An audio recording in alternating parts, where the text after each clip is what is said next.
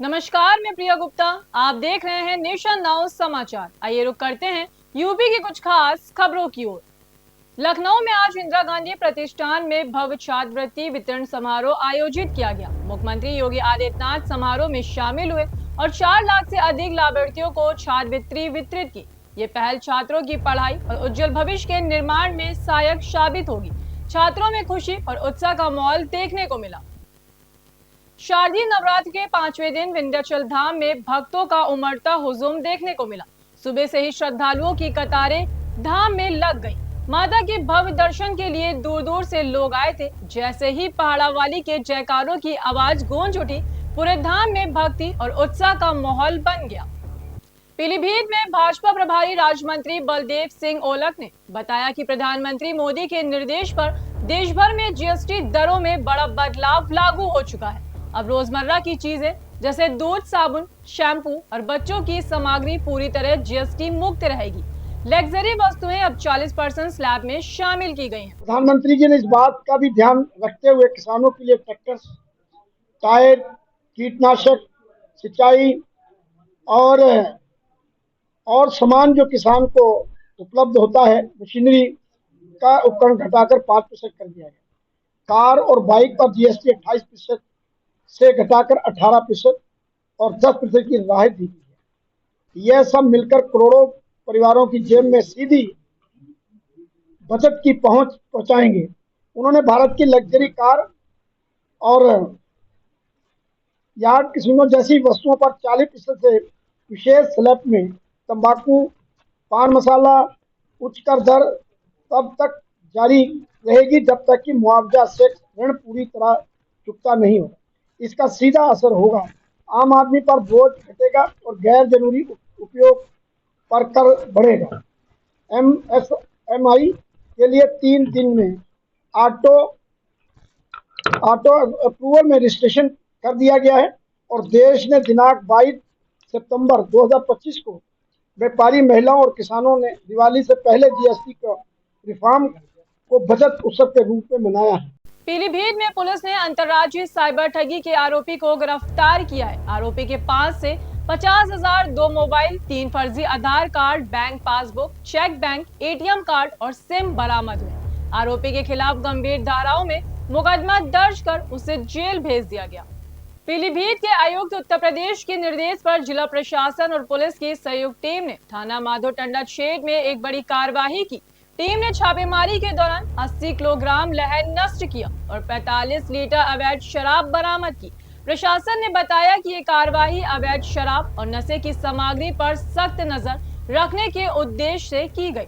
Team ने स्थानीय संदिग्धों की गतिविधियों पर निगरानी रखी थी और निशानदेही के आधार पर ये छापेमारी की गई। पीलीभीत के नूरिया थाना क्षेत्र के बसंतापुर गांव में रविवार को एक गंभीर लूट और मारपीट की घटना सामने आई। दबंगों ने ग्राम प्रधानों ओम शंकर के साथ हमला किया और उनकी सोने की चैन व नकदी लूट कर फरार हो गए। घटना का सीसीटीवी फुटेज सामने आया है, जिसने वारदात की सटीक जानकारी दी है। लखनऊ के ठाकुरगंज विश्व नदी दिवस के अवसर पर गंगा स्मारक कार्यालय में एक महत्वपूर्ण बैठक आयोजित की गई। बैठक में कार्यक्रम की रूपरेखा तय की गई और स्थानीय कार्यकर्ताओं को जिम्मेदारी सौंपी गई।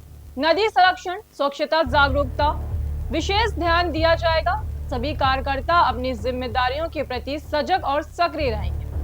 देखिए, विश्व नदी दिवस हर बार सितंबर महीने के आखिरी रविवार को मनाया जाता है और ये विश्व स्तर पर इसको मान्यता दी गई है नदियों को स्वच्छ रखने के लिए, नदियों पर काम करने के लिए।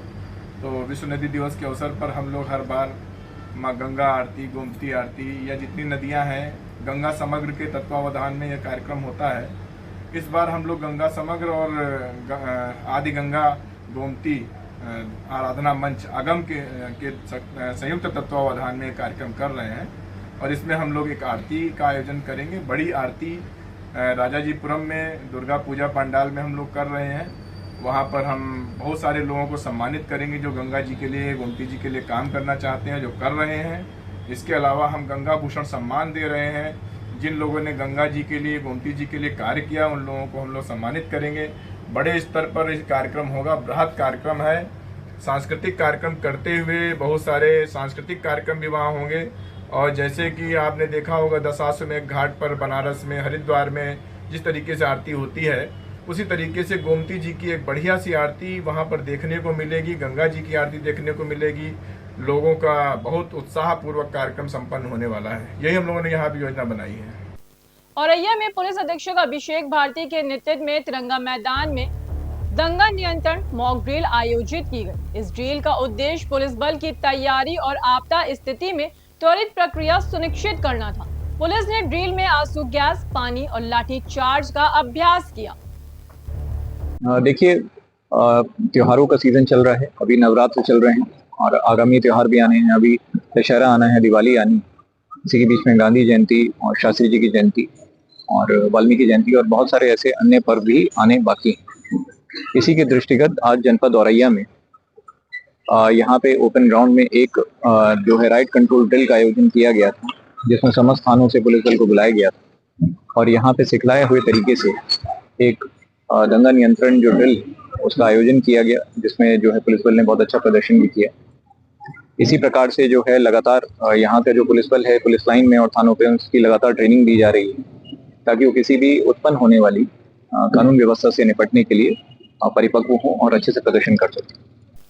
मुजफ्फरनगर में एसएसपी संजय कुमार वर्मा के नेतृत्व में पुलिस ने देर रात संवेदनशील इलाकों में फ्लैग मार्च किया। इसका उद्देश्य सुरक्षा व्यवस्था को मजबूत करना और नागरिकों में विश्वास बनाए रखना था।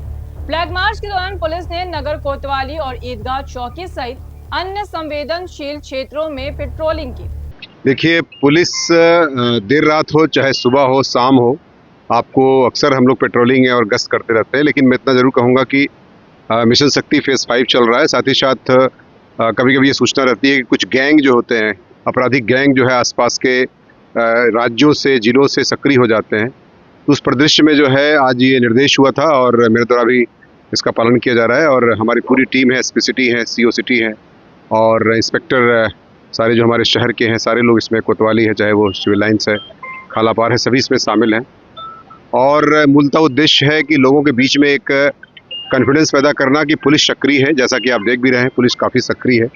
हर चौराहे तिराहे पर पुलिसिंग दिखाई दे रही है। ट्रैफिक व्यवस्था भी काफ़ी दुरुस्त सुनिश्चित की जा रही है। साथ ही साथ हर त्यौहार, चूँकि आने वाले कुछ त्यौहार भी हैं, उसके परिदृश्य में भी आज हमारा नवरात्रि का पर्व भी चल रहा है। इस परिदृश्य में भी चूँकि महिलाएं वगैरह निकलती हैं शाम को, रात में जागरण होता रहता है, तो इस परिदृश्य में भी ये नाइट गश्त पेट्रोलिंग की जा रही है। बाकी जो है सुरक्षा का भाव में मुख्य रूप से इसमें शामिल है और पूरी टीम जो है लगभग 3-3.5 किलोमीटर का ये पूरा स्पैन है जो हमारा इसको कवर करते हुए फुट मार्च, फ्लैग मार्च किया जा रहा है। सर, टैंक नंबर को लेकर जगहों पर देखिए, हमारी ड्यूटियां जैसा भी जुमा को या शुक्रवार को लगती हैं, वो सेक्टर जोनल प्रणाली हमेशा हर शुक्रवार को लगती है। एसपी सिटी इसमें, सीओ सिटी पूरी ड्यूटियां लगा दिए हैं और लग चुकी है। बाकी सारा जो हमारा अब तक जो इतिहास रहा है, सारा बहुत ही शांतिपूर्ण ढंग से नमाज संपन्न हुई है और मैं ऐसा उम्मीद रखता हूं कि सारी जो नमाज है सकुशल संपन्न होगी, कोई समस्या नहीं आएगी। बाकी ड्यूटियां वगैरह अपने स्थान पर लगी रहेंगी। अलर्टनेस और सतर्कता हमेशा बढ़ती जाती रही है और बढ़ती जाती रहेगी। औरैया में मिशन शक्ति अभियान 5.0 के तहत औरैया के आयना, अजीतमल, कुंदरकोट थाना क्षेत्र में स्कूली छात्राओं ने जिम्मेदारी संभाली। पुलिस अधीक्षक अभिषेक भारती के निर्देशन में ये कार्यक्रम महिलाओं के सशक्तिकरण और युवाओं को सामाजिक जिम्मेदारी निभाने के लिए प्रेरित करने के उद्देश्य से आयोजित किया गया।